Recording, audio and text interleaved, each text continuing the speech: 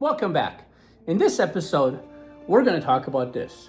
Now, some of you may recognize this as the control module inside the Starspeeder 3000. You remember, it's the one that Captain Rex would grab a hold of and take us to different lands and different planets inside Star Tours. Well, my friend and I found some pictures online, and we were able to recreate it very, very closely to the one that Tony Baxter originally designed for Star Tours back in the 80s, late 80s. My friend did a beautiful job of recreating this. It's all 3D printed. There's a servo inside, and there are buttons that do work. The buttons do work. The buttons are from an old master control switcher. And for all that you don't know, here's a picture of the actual one using the ride.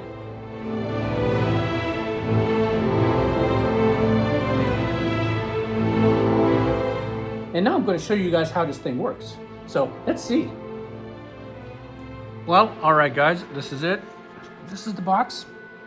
It's all 3D printed. Again, these buttons are from an old master control switcher. And they're the closest ones we could find to original 1980s version box. It does move, right? There is a servo inside, it does move.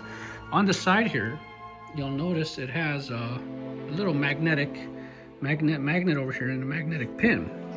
And the way this works is you take this adapter and it just attaches onto there, providing power and data. So there's 5 pins, 3 of them for data for the servo and 2 of them for the power. It does take 7.5 volts from DJ Rex and it converts it to 5 volts for the Arduino. So let's look inside. Let's just pop this cover off here. All right, it's held down by magnets. So if you look inside, there's a servo right in here. The servo controls the throttle arm, right? You look over here, there's an Arduino. That Arduino controls all your lights, right? Now down here is the power supply. That power supply takes the 7.5 volts and turns it to 5 volts, right? And there's the inside of that connector that you guys saw earlier. There's the wiring. So it's pretty simple, pretty basic. It's nice and clean, it's nice and neat. Again, my friend did a beautiful job of designing this thing. Right? It's designed to come apart in pieces, so you can easily work on it. But here, if I flip it around again and I move it, you'll see how that works. Right? Pretty neat. There it is. Not all the lights light up though. Out of the 11 lights, we decided that only 9 of them should light up. So only 9 of them actually light up. But it's been weathered. If you guys saw my previous video, I just posted last week, you'll see how we weathered it, because everything in the Star Wars universe is weathered. But this is it. Now, let's connect it up to DJ Rex. Actually, you know what? Let me do something before I connect it up to DJ Rex. So, how DJ Rex holds it, there's magnets. Here's DJ Rex's hand, arm, throttle fingers. There's magnets inside the fingers, right in here and right in here. So we had to design a whole new finger with magnets built into it. So we took the original club files and we put magnets into here. And on top of that is a protective sheet that you put on cars to protect the paint. Inside here, same thing. We put magnets, and you can actually see that protective tape that's on here, right? And it spins, this part spins, and it has to. And here's why. When DJ Rex holds it, whoa, see that? He holds it. And he holds onto it real tight, right? So he can move. Now, if you've seen the one in Oga's Cantina, it has a little bolt going through it, right? There's a little bolt going through it, and that's how it holds it. Well, we decided we can't have that. We can't have a bolt. So he holds it pretty tight, and that's how it works.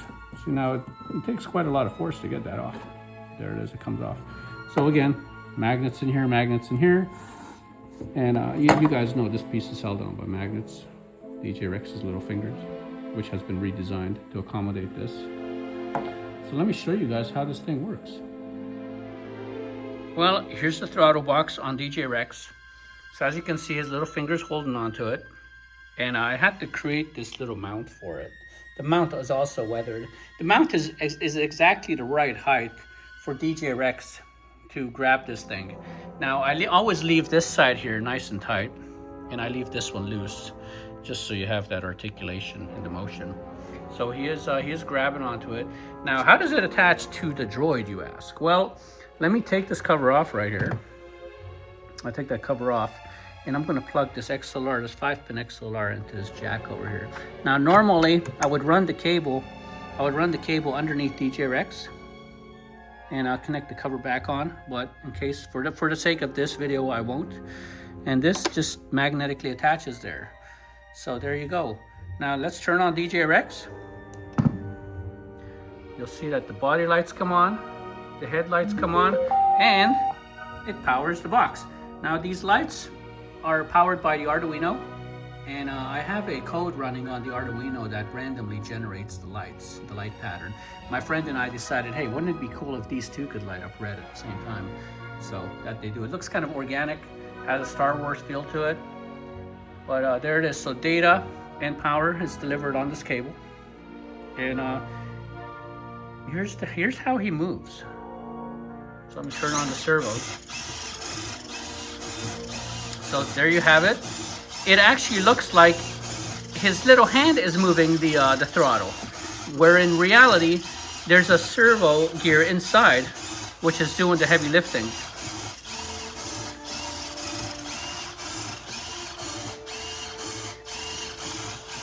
There we go. Now, all he needs is some tunes, right?